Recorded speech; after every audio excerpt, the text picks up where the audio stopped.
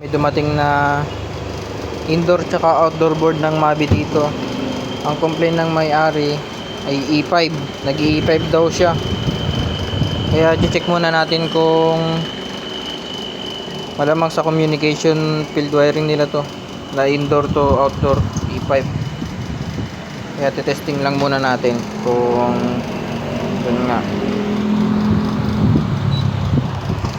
Yan. Testing natin, tapos antay tayo ng 3 minutes bago umandar yung kanyang outdoor tsaka compressor. Yan.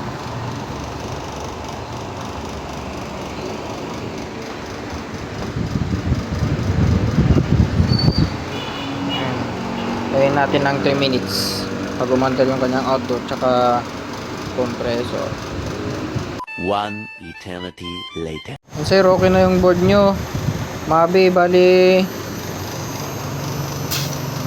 malamang yung problema nito sa field wiring lang, sa unit mismo. May putol na siguro yun, kaya nag-E5 siya. Okay naman na dito, napagana na namin. Tagal, ano, init na ng compressor natin dito eh. Okay na, okay na. Okay na, sir. Galing pang Antipolo tong indoor tsaka outdoor board nito eh.